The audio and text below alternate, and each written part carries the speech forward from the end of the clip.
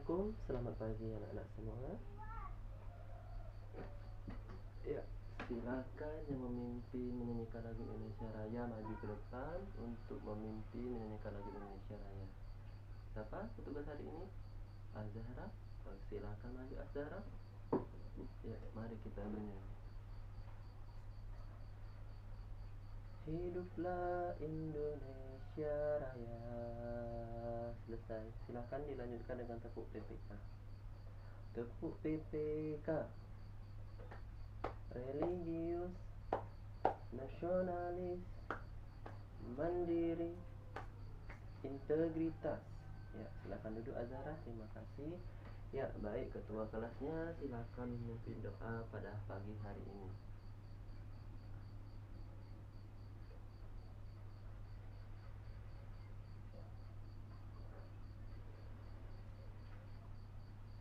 Baiklah anak-anak, Assalamualaikum warahmatullahi wabarakatuh. Kembali lagi bertemu dengan Pak di mata pelajaran biologi. Nah, sebelum kita memulai pelajaran kita pada hari ini, Pak akan mengabsen terlebih dahulu ya. Pak mulai ya. Agnes Rosa hadir? Ya, hadir. Azhara hadir? Hadir ya. Bima hadir? Hadir. Ya, alhamdulillah kalau begitu semuanya hadir pada pagi hari ini. Nah, baiklah anak-anak, sebelum Pak memasuki materi kita pada hari ini, Pak mau bertanya terlebih dahulu ya kepada kalian semua. Nah, jikalau kita akan tidur ya, tentunya untuk menjaga kesehatan kita pasti kalian semua meminum air putih. Kira-kira kalau kita sudah meminum air putih di malam hari, apa yang terjadi di tubuh kita ketika pada pagi harinya? Ada yang bisa menjawab? Ayo. Apa Rosa? Tubuh kita akan mau membuang? Oh iya, benar sekali. Mau BAK, pasti kita mau buang air kecil, atau bahasa ilmiahnya apa Bagas? Iya, buang urin ya. Jadi kalau kita secara tubuh kita sehat dan normal, kalau kita sebelum tidur meminum air putih, tentunya pada pagi harinya kita akan merasakan untuk membuang air kecil atau urin. Nah, ada yang tahu kenapa Pak menanyakan hal ini kepada kalian semua? Ya, apa Azhara? Pintar sekali ya. Iya, bahwa tubuh kita itu menghasilkan zat-zat sisa yang harus dibuang dari tubuh kita. Nah, dari pertanyaan inilah maka pelajaran kita hari ini adalah materi utamanya adalah sistem ekskresi pada manusia. Nah, apa itu sistem ekskresi? Yang dikatakan Azhara tadi, sistem yang membuang zat-zat sisa yang tidak dibutuhkan lagi oleh tubuh kita. Materi ini sesuai dengan tuntutan kurikulum kita pada KD 3.9 yang menyatakan bahwa siswa dapat menganalisis hubungan antara struktur jaringan penyusun organ pada sistem ekskresi dalam kaitannya dengan bioproses dan gangguan fungsi yang dapat terjadi pada sistem ekskresi manusia. Jadi pada materi kali ini tuntutan kurikulum kita ada dua untuk kalian. Kalian harus dapat menganalisis. Pertama, kalian harus dapat menganalisis hubungan antara struktur jaringan organ pada sistem ekskresi dan bioprosesnya. Selain itu, kalian juga harus dituntut mampu menganalisis gangguan fungsi pada organ sistem ekskresi manusia. Nah, sebelum kita mempelajari sampai kepada tuntutan kurikulum kita, yaitu kalian mampu untuk menganalisis, Pak pada pagi hari ini akan memperkenalkan dulu apa saja organ-organ pada sistem ekskresi. Ya, apa itu sistem ekskresi? Nah, nanti barulah kita akan memasuki penyakit-penyakitnya sehingga kalian mampu menganalisisnya, baik sistem organnya maupun bioprosesnya dan penyakit-penyakitnya pada sistem ekskresi manusia. Baiklah, langsung saja Pak memulai materi kita pada pagi hari ini.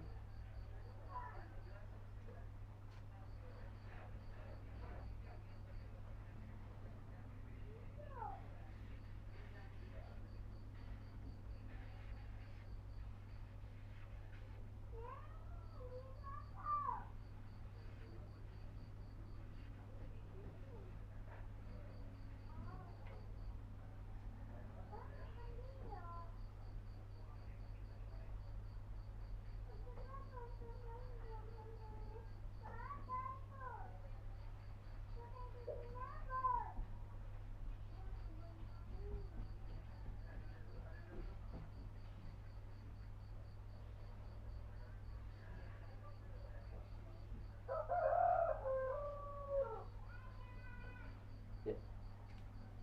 Materi kita pada hari ini adalah sistem ekskresi. Sudah Pak katakan tadi bahwa sistem ekskresi adalah sistem dalam tubuh kita yang fungsi utamanya adalah untuk mengeluarkan zat-zat sisa hasil metabolisme yang tidak dimanfaatkan tubuh kita atau dapat bersifat racun pada tubuh kita. Pada sistem ekskresi manusia ada 4 organ utama yang menjalankan fungsi sistem ekskresi. Apa saja organ tersebut? Ada yang tahu? Coba angkat tangannya, ada yang tahu? Iya. Apa itu? Rosa?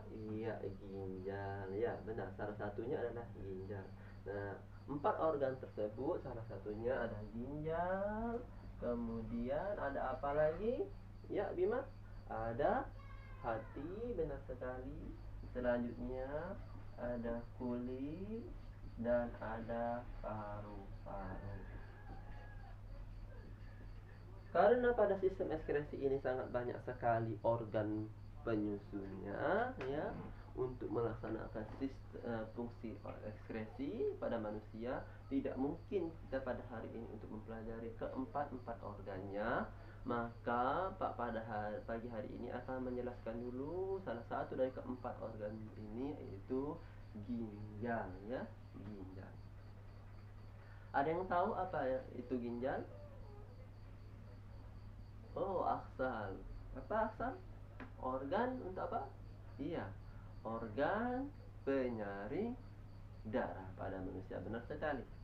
Ya, jadi secara umum kalian tentunya mengetahui bahwa ginjal adalah organ penyaring darah manusia. Jadi darah manusia itu, ya, kan dia akan pada materi yang kemarin sudah Pak jelaskan bahwa darah itu ada beberapa macamnya. Salah satunya adalah sel darah merah, ya, dan plasma darah yang mengangkut apa? Ya, oksigen, sisa makanan, termasuk juga dia mengangkut hasil-hasil zat sisa pada bioproses tubuh kita. Nah, sisa-sisa zat metabolisme itu dapat bersifat racun. Nah, zat darah akan disaring kembali dan dibersihkan kembali oleh ginjal kita sehingga menghasilkan urin. Nah, sebelum kita mempelajari sampai ke bioproses pada urin ini, tadi kan tuntutan KD-nya kalian harus mampu dulu mengenali struktur anatomi dari organ-organ sistem ekskresi. Nah, pada pagi hari ini kita akan mempelajari yang pertama dulu, ya, ginjal. Nah, Pak akan menjelaskan dulu struktur anatomi ginjal. Nah, secara umum ginjal manusia itu berbentuk seperti biji kacang merah. Pernah lihat semua biji kacang merah? Benar, ya. Akan tetapi tidak sebesar biji kacang merah tersebut, ya. Ginjal kita itu lebih besar daripada biji kacang merah tersebut, ya. Ginjal kita selaku manusia itu besarnya lebih kurang 1 genggaman tangan kita, ya, 1 genggaman kalian masing-masing. Jikalau seperti ini genggaman kalian, berarti besar ginjal kalian seperti ini, ya. Nah, ginjal kita itu ada 2, ada bagian kanan, ada bagian kiri, ya. Nah, letaknya di mana, Pak? Ya, letak ginjal kita itu di rongga perut. Kan setelah tulang rusuk ada rongga perut, ya, di sana. Nah, tetapi dia itu berletaknya berada 3 ruas di atas tulang punggung. Jadi dia itu letaknya di sini, 3 ruas di atas tulang punggung. Nah, ada kiri, ada kanan. Nah, tetapi ginjal kiri letaknya lebih turun sedikit dibanding dengan ginjal kanan. Kenapa ginjal kiri lebih turun sedikit dibanding ginjal kanan? Ada yang tahu? Iya, Bima apa Bima? Iya, benar sekali. Karena di wilayah atas ginjal bagian kiri itu ada organ tambahan lain ya, organ yang berfungsi untuk memompa darah kita, apa tuh? Jantung. Makanya letak ginjal kiri itu lebih turun sedikit dibanding letak ginjal kanan. Nah, itu secara umumnya. Jadi secara umumnya ginjal kita itu berbentuk seperti kacang merah. Nah, untuk lebih lanjutnya Pak akan menjelaskan ya struktur anatomi ginjal yang lengkap ya. Tadi Pak katakan bentuknya seperti kacang merah.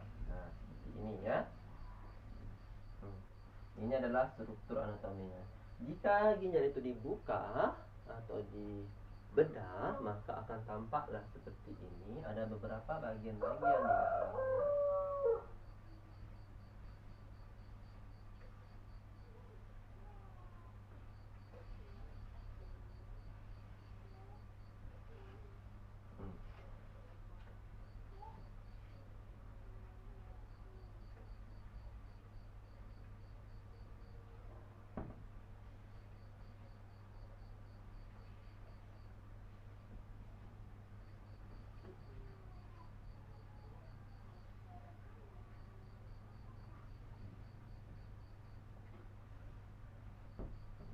Apa saja bagian-bagiannya?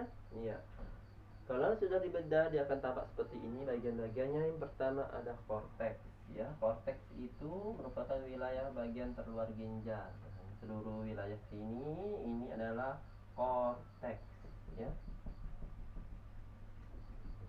ini adalah korteks. Di semua wilayah itu adalah korteks. Selanjutnya yang kedua ada apa? Ada di wilayah dalamnya itu ada medula.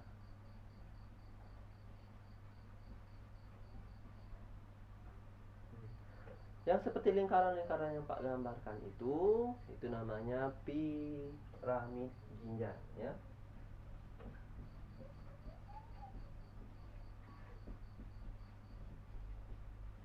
Di bagian sini ada namanya kalise besar.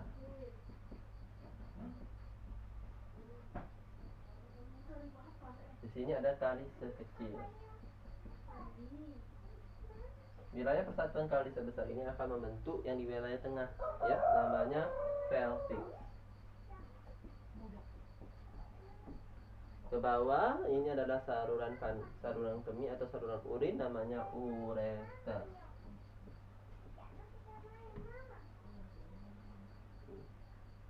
Agar lebih jelasnya strukturnya, coba kalian buka dulu ya, buku pegangan siswa kalian, halaman berapa Rosa? Ya, halaman 87. Nah, itu gambar lengkapnya. Ini yang Pak gambarkan di depan ya. Bahwa ginjal kita itu ada beberapa strukturnya. Yang pertama ada korteks, kedua piramid ginjal, ketiga medula, keempat ada kalise besar, kelima ada kalise kecil, keenam ada pelvis, keenam ureter ya. Nah, ini secara bahasa Indonesianya dulu. Kalau bahasa Latinnya berarti ginjal kita itu apa di buku? Iya benar, renalis. Jadi kalau korteks dia akan mengikuti nama Latinnya, korteks renalis, piramid renalis, medula renalis, kalise renalis ya, pelvis renalis, ureter renalis ya, ureter tidak ada renalisnya. Nah, sudah paham sih ini? Kalau sudah paham, silahkan baca dulu ya bukunya. Nah, nanti kalian akan baca dulu bukunya. Nanti Pak panggil ya. Coba kalian akan jelaskan dulu Pak panggil, jelaskan apa itu fungsi korteks, apa itu fungsi medula, apa itu fungsi kalise besar ya. Silahkan baca dulu jadi bukunya. Kalau sudah dibaca nanti Pak panggil ya buku itu kaliannya.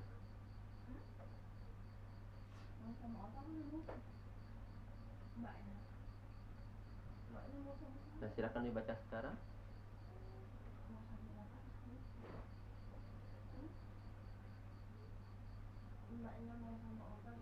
Ya, bagaimana itu? Bima sudah dibaca? Iya. Silakan baca dulu Bima ya. Ya, sudah dibaca ya. Ayo, ada yang bisa menjelaskan apa itu korteks? Iya. Coba Rosa. Iya, tepat sekali. Iya, benar. Korteks adalah wilayah ginjal bagian terluar, ya. Bagian pengisi dasar bagian terluar atau bagian yang melindungi wilayah ginjal bagian dalam. Nah, kemudian apa lagi? Ayo Bima apa? Bima bisa? Ya, medula. Iya, benar sekali. Medula adalah wilayah terusan dari wilayah korteks yang berisi sel-sel ya, yang pengisi bagian tengahnya. Nah, di antara medula maupun korteks ya, medula maupun korteks ini ada apa? Iya, ada wilayah terpenting pada ginjal yaitu wilayah piramid ginjal. Nah, apa itu piramid ginjal, Sobat Azara? Nah sekali, wilayah yang menyimpan alat penyaring darah pada ginjal, organ penyaring darah yang sesungguhnya pada ginjal. Nah, benar sekali. Kalian umumnya mengetahui bahwa ginjal adalah organ penyaring darah, ya. Tetapi sama seperti bab yang kemarin, ya, sistem pernapasan, kita ketahui bahwa paru-paru kan yang menjadi organ pernapasan pada manusia. Tetapi sebenarnya bukan paru-paru yang menjalankan ya fungsinya, tapi ada suatu organ kecil di dalam paru-paru itu, alveolus. Nah, ya, alveolus yang tepat terjadinya pertukaran gas atau proses respirasi tersebut. Nah, pada ginjal sama, ginjal itu adalah organ utamanya, tetapi di dalam ginjal ada organ yang menjalankan fungsi utamanya. Apa itu? Iya, nefron. Nah, letak nefron itu ada di piramid ginjal. Ya, sudah paham semua jadi ya. Ada kalise besar itu adalah saluran pengumpul urin urin sesungguhnya telah jadi sementara, baru dia menuju ke wilayah tengah pelvis renalis ya, organ pengumpulan urin. Selanjutnya jikalau urin sudah penuh, maka dia akan dialirkan melalui ureter menuju ke kandung kemih, baru kita buang melewat saluran uretra. Ya, benar sekali. Nah, untuk itu kita langsung masuk ke struktur anatomi nefron. Tadi Pak katakan bahwa nefron atau alat penyaring utama pada ginjal itu terletak pada apa tuh? Piramid ginjal. Kita tarik ya satu. Kita gambarkan satu buah nefron. Nefron ini satu buah nefron. Nah, di dalam ginjal itu banyak sekali pembuluh darah yang masuk ya. Jaringan pembuluh darah yang masuk sampai ke wilayah nefron akan bergulung-gulung. Ya. Membentuk apa dia? Membentuk namanya glomerulus ya. Ada pembuluh darah yang masuk atau arteri, kapiler darah yang masuk, ada kapiler darah keluar. Yang masuk namanya kapiler afferens, yang keluar kapiler efferens. Nah, gulungan pembuluh darah ini akan dilindungi oleh namanya kapsul pelindung. Apa itu?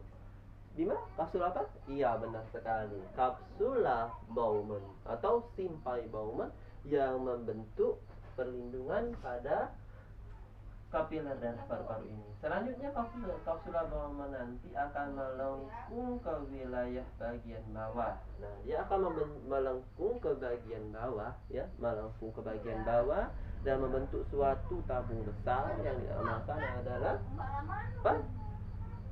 Ya, membentuk tabung besar yang dinamakan apa? Tubulus contortus proximus ya. Jadi dia itu membentuk tabung besar ke arah bawah, atau dapat kita singkat TKP. Setelah TKP nanti wilayah ini akan melengkung kembali ke atas ya. Jadi sudah ada kapsula Bowman, dia melengkung ke bawah menjadi tabung besar wilayah namanya tubulus contractus proximal. Nanti dia akan melengkung lagi ke wilayah atas. Nah, lengkungan kembali ke wilayah atas inilah dinamakan lengkung Henle.